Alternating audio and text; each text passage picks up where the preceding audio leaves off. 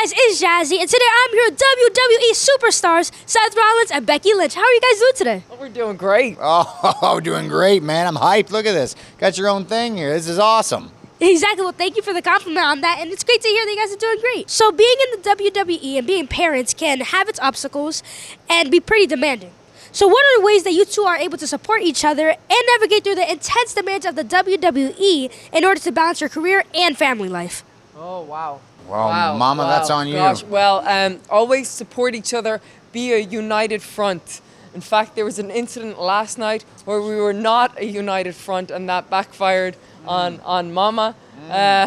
She agreed with the baby, you know, and then that led to, you know, you got to be a team. You got to be a united front. The strawberry incident. It was a strawberry incident. The baby thought the strawberries were yucky. I agreed that the strawberries were not yucky. Were a little bit yucky. They were delicious. I ate them all. Yeah, I was like, well, look, I got to be honest. I wouldn't eat them, you know. And then, but you got to be a united front. United front. So that's the ticket. You know, sometimes you mess up. Sometimes you don't always get it right. But united front. United front. Love, respect, understanding, appreciation. It's because we have similar schedules. We know what it's like when the other one's busy. We can pick up the slack when the other one needs help. Sometimes your mood's going up and down, left and right, side to side, and we're always there. We understand what each other's going through, and that helps a lot. You know, that's actually really cool how you guys understand each other because you guys are in the same business and you understand how demanding the WWE is and how demanding really any of you guys' schedules are. It's really important to have that understanding and find that kind of scheduling to take care of your career, but also your family life. Yeah, because we're on the road 52 weeks a year. You know, there's not much downtime, and we're doing that while traveling with a toddler, and so you have to be able to lean on each other and know when to ask for help, you know, because that's important. Right, and it's supposed to be united because you guys are a family, and it's very important to count on your family too, and also be there when your family needs you. Exactly. Yes. Well, Mr. Seth Rollins, you have identified Triple H as one of your primary mentors. So what do you admire the most about Triple H, and what are some of the things that he has showed you? Oh, man, what do I admire about him the most? Gosh, that's a tough question. He's got a lot of admirable qualities. I would say his leadership style. Like, he very much is confident and present, and he's a leader, and he sees himself in that way. And sometimes, even when you don't have the most faith in your own decisions, you don't know what's going on, you're crazy, and life's wild, and, you know, sometimes it's just a matter of, do you pick vanilla or do you pick chocolate? He's very confident in his decisions. He's a great father, a great husband. He takes care of his family at home, but he also takes care of his family here backstage at WWE, and he wants the best for this industry and for this company. And so his leadership style and the way he approaches things on a daily basis, that's something that I've taken from him over the years and tried to sort of, you know, adapt and do my own way. Well, those qualities are very admirable, and by the way, I just wanted to point out that it seems as if it has stayed with you too, because that's also very noticeable about you. You're very confident in yourself. Oh. It's shown a lot. Oh. You're welcome for the compliments. Well, thank you, Jazzy. Appreciate you. You're welcome. Appreciate you. And having mentors is very important. Even I have a mentor, and having those kinds of mentors, they're going to help you whenever you need help, and they're going to help you based off their experiences and what they've learned in life, especially in the same career. If you have the same career as your mentor. You are wise beyond your years, young Thank lady. you. I appreciate that. Well, Miss Becky, being from Ireland, what are the challenges you and aspiring professional wrestlers face in Europe in gaining notoriety and recognition in the American market? Gosh, well, I don't know that there's much challenges. I think the biggest challenge that we face is actually getting over here so that we can do the thing that we love, so that we can have the platform. And I think that was the biggest struggle. Like, when I was in Ireland, I knew I couldn't stay at home. I knew I couldn't stay with my family, with my friends. I knew I'd have to come to America. So leaving all that behind, I think that's probably the toughest. But once you get there, and I'm so lucky because now I have my own family and a new family and the friends that you meet along the way, and it's all an adventure, and there's sacrifice that goes into it, but it's so worth it. It's so worth it. Well, I'm glad to hear that it's worth it. And honestly, in life, we have to make a lot of sacrifices, no matter what age you are, no matter anything. I've even had to make some sacrifices myself. So it's important to really recognize what you have to do and also go over those obstacles that you have to go through too. Yes. And not only is leaving home really hard, but going to a new place, making new friends, meeting new people, being in a new market.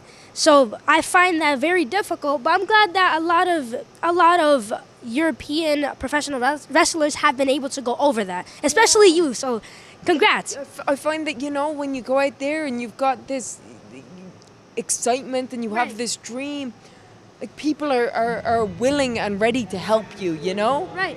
And people see your potential too, so that's going to get you far. Yeah. I mean, they didn't always, but they do now. They do now, at least.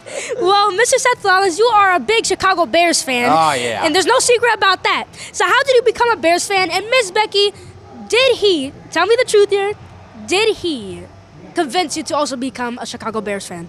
I guess so. I guess I married into it, It would be rude not to. That's it, loyalty, loyalty. That's All right. it. Go it's, Bears. It's loyalty, man. Loyalty. Look, I grew up in Davenport, Iowa. We don't have kind of a dog in the race, We don't have one because we don't have a pro sports team in Iowa. So we got kind of a choice. You can go to Minnesota, Green Bay, Chicago, Kansas City. There's lots of options in the Midwest. But for me, my first introduction to American football was my grandfather and my dad. And they were both Chicago Bears fans. That was my whole family. Every Sunday, we'd sit at the table after church, and we'd watch the Bears lose, always, because they're bad.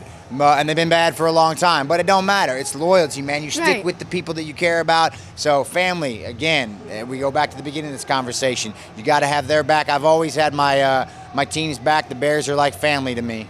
Well, that's great to hear that you've always had their back. And don't worry, you don't have to feel bad about the Chicago Bears not being the best team because I'm a Giants fan, and I know how that You feels. understand my pain. You get I that. actually You have a get that. Giants jersey. Really? Yeah. Which one is it? I have the Manning. Eli, Oh. yeah. Manning. yeah. Yeah. 'Cause Yeah. when I lived here, when I worked in a bar, they gave me a Giants jersey, and I still have it. Oh, that is so Yeah. cool. Also, shouts out to the Giants. You guys are the best. And yeah, sports teams, they're very interesting to watch. And honestly, it doesn't matter about them winning or losing. It's mostly about you having fun and having that kind of loyalty towards your team. So I love that. And talking about the Chicago Bears, how do you feel about Justin Fields? How do you feel about the Justin Fields trade? Oh, I'm sad, He was man. sad. I love Justin He was Fields. sad. Yeah, I love Justin. I was hoping the Bears organization was going to ride with him. I wish him nothing but the best in Pittsburgh, man. He's Yeah, gonna they have a tried so great much time stuff. there. But I did. I had a jersey. I had socks with the dude. So many socks. His face on my feet, and I had to get rid of him, and it's a sad day. But that's business. That's how we do things, and Right. we're moving on. We're gonna We have a wish new him number well. one, and we're gonna try to win, man. That's it.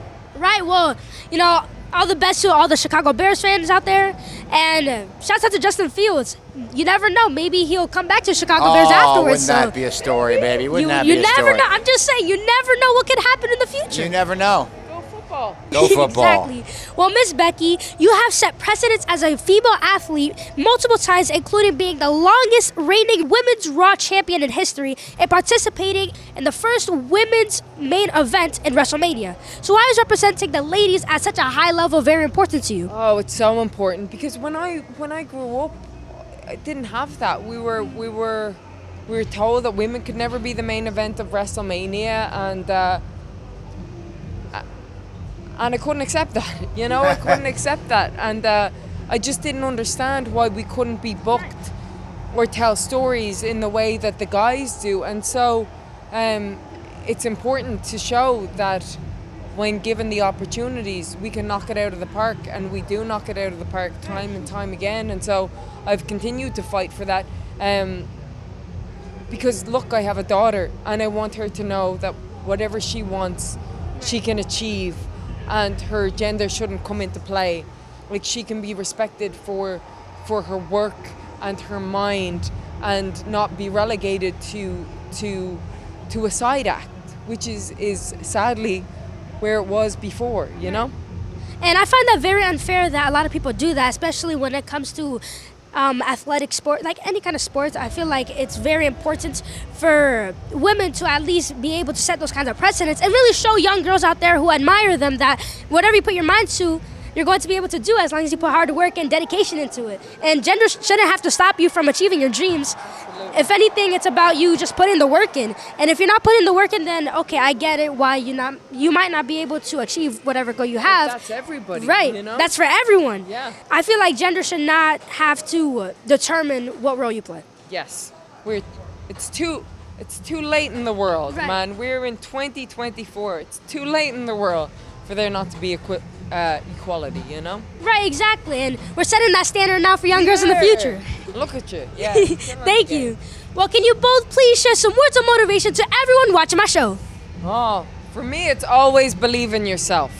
Got it. Well, thank you. Yeah, believe in yourself. I'm going with her. Believe in yourself. I'm hyped up by that conversation about success regardless of gender. I dig that. So yeah, you can do anything you set your mind to. I mean, look, she's from Dublin. I'm from a small town in Iowa. We've been able to achieve success and achieve our dreams on the grandest of stages, and that's an incredible thing. And we're happy to be here sharing that with you and with everybody else out there. So if you believe, you can achieve, man. Ooh, okay. I like the little rhyme right there. Okay. You know, Mr. Seth Rollins, you spit us some bars.